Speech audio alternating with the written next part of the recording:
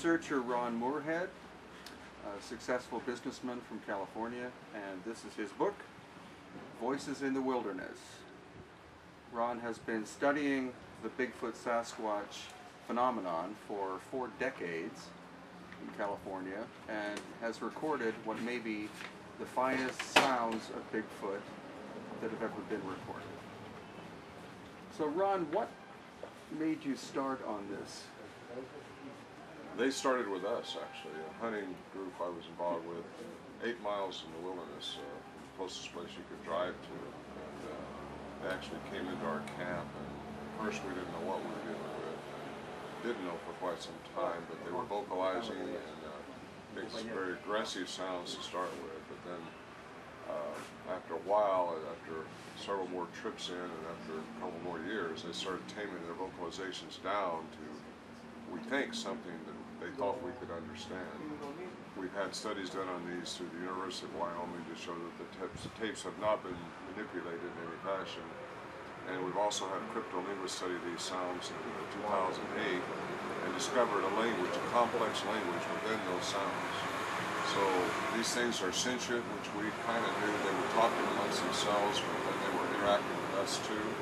Why? We don't know why, other than we did not threaten them, we didn't shoot at them with our guns, which we had, and they didn't scare us off to start with. So that's what got us started, and we started taking tape recorders in and recording their vocalizations, had them studied, and that's how I got started. And you yourself have had 1 sighting, and your daughter has had 3. Correct, yes. Others in the group, there's 6 hunters altogether. I was one. And we've all had glimpses of them, and some are pretty good sightings. I've not had a real close sighting, just seen them moving around between the trees at dusk. The one my daughter seen a few years back was very bold, right out, just not far from her.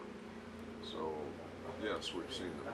And they've been spotted within our area of a 20-30 mile radius quite frequently, actually, by other people that reported unbeknownst to them that we were studying them at our camp.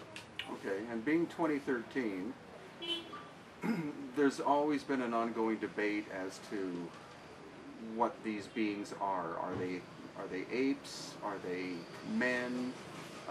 But the latest work by Dr. Nova Ketchen, DNA researcher who's been studying this for 5 years, seems to indicate that they are indeed a human relative. Could you elaborate on that? As much as I can, Nova Ketchen does a forensic analysis of some samples that she's received over the years, and her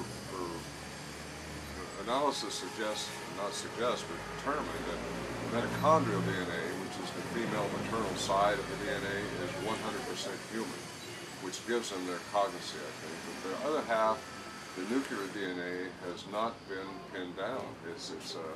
It's incredible, but it's from something that she is not able to research this from any known species that exists now on this earth, which makes an enigma about the whole thing even more complex. Yeah. Not knowing what they are is something we just don't know yet. We don't know what they are. Well, what do you think that the general public and officials ridicule people who are Bigfoot Sasquatch investigators? You know, that used to be a lot, and it seems like the media still does it today, but I think more and more people are seeing these things, more and more people are coming out of the closet and saying they've seen these things.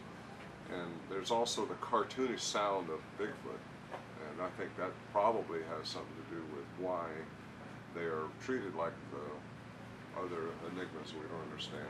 It's just something we don't understand, and a lot of people think that we know everything there is to know about what exists on this earth, the species that exist, but we don't know. And this is just a fine example of that.